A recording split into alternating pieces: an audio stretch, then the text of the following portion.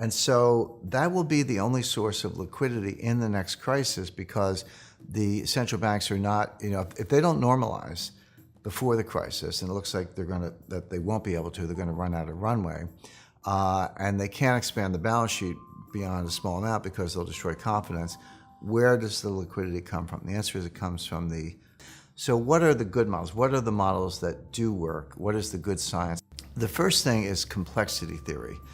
Complexity theory has a long pedigree in physics, meteorology, seismology, forest fire management, traffic, lots of fields where it's been applied with a lot of success.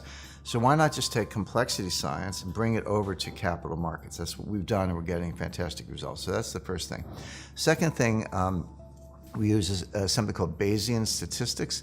It's basically a mathematical model that you use when you don't have enough data. So, for example, if I've got a million bits of data, yeah, do your correlations and regressions, that's fine.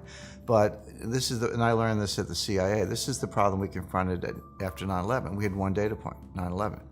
We didn't have, now Janet Yellen would say, well, wait for 10 more attacks and 30,000 dead, and then we'll have a time series and we can figure this out. No, as to paraphrase Don Rumsfeld, you go to war with the data you have.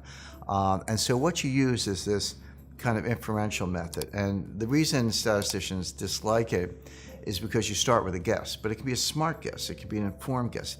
The data may be scarce, but make the best guess you can. And if you have no information at all, just make it 50-50. Okay, maybe Fed's going to raise rates, maybe they're not. If you didn't have any information, you just do 50-50. But then what you do is you observe phenomena after the initial hypothesis. And then you update the original hypothesis based on the subsequent data. You ask yourself, okay, this thing happened later. What is the conditional correlation that the second thing would happen if the first thing were true or not? And then based on that, you go back and you either increase the probability of the hypothesis being correct or you decrease it. If it gets low enough, you abandon it, try something else. If it gets high enough, now you can be a little more confident in your prediction. So that's Bayesian statistics. You use it to find missing aircraft, hunt submarines. It's used for a lot of things, but you can use it in capital markets.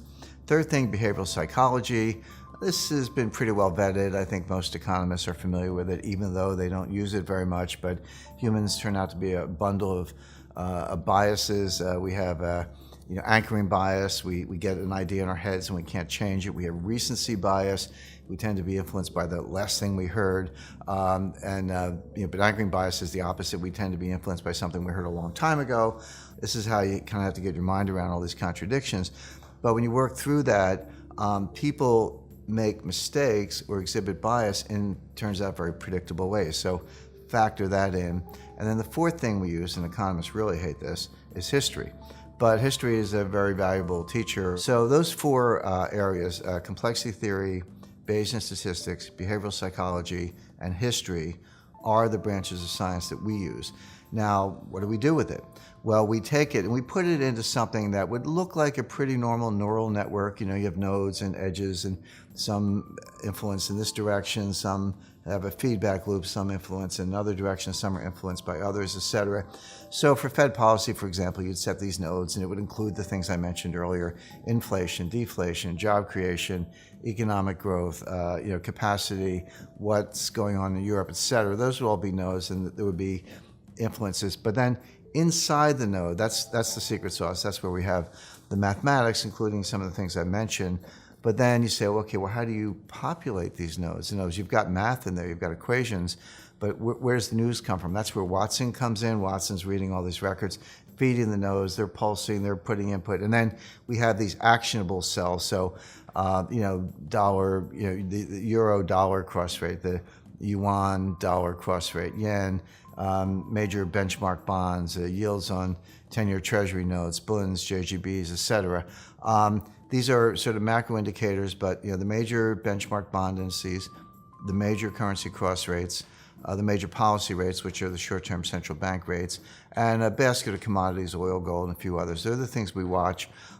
We use these neural networks I described, but they're not just kind of linear or conventional equilibrium models. They're based on the science I described. So all that good science, bringing it to a new field, which is capital markets, using what's called fuzzy cognition, neural networks, populating with Watson, this is what we do at Raven. We're very excited about it, getting great results. And this is what I use. So when I give a speech or write a book or write an article and I'm making forecasts, this is what's behind it. Our science involves complexity theory.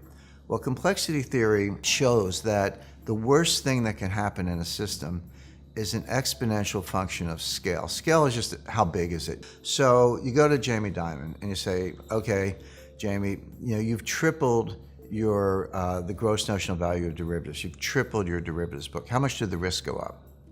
Well, he would say not at all, because gross notional value is triple, but who cares? It's long, short, long, short, long, short, long, short. You net it all down. It's just a little bit of risk. Risk didn't go up at all. If you ask my my 87-year-old mother, who's not an economist, but she's a very smart lady, say, hey, Mom, I tripled the system. How much did the risk go up? She would probably use intuition and say, well, it probably tripled.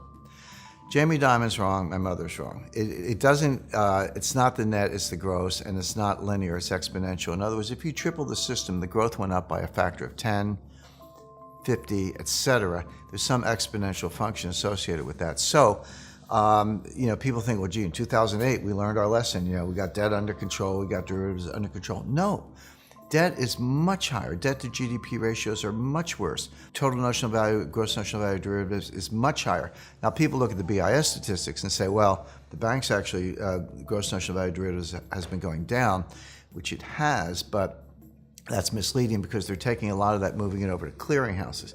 So it's never been on the balance sheet. It's always been off balance sheet, but even if you use the footnotes, that number has gone down for banks, but that's only because they're putting it over in clearinghouses. Who's guaranteeing the clearinghouse? Notice the risk hasn't gone away. It's just been moved around. So given those metrics, debt, derivatives, and other indicia, concentration, the fact that the 5 largest banks in America have a higher percentage of total banking assets than they did in 2008, so there's more concentration. That's another risk factor. Taking that all into account, you can say that the next crisis will be exponentially worse than the last one. That's an objective statement based on complexity theory. So you either have to believe that we're never going to have a crisis, and I'm like, well, you had one in 1987, you had one in 1994, you had one in 1998, you had the dot-com crash in 2000, mortgage crash in 2007, Lehman in 2008. Don't tell me these things don't happen. They happen every 5, 6, 7 years. It's been 10 years since the last one. Doesn't mean it happens tomorrow, but nobody should be surprised if it does. So the point is, this crisis is coming because they always come, and it'll be exponentially worse because of the scaling metrics I mentioned. Who's ready for that? Well, the central banks aren't ready. In 1998, Wall Street bailed out a hedge fund, long-term capital. In 2008, the central banks bailed out Wall Street, Lehman, but Morgan Stanley was ready to fail, Goldman was ready to fail, et cetera.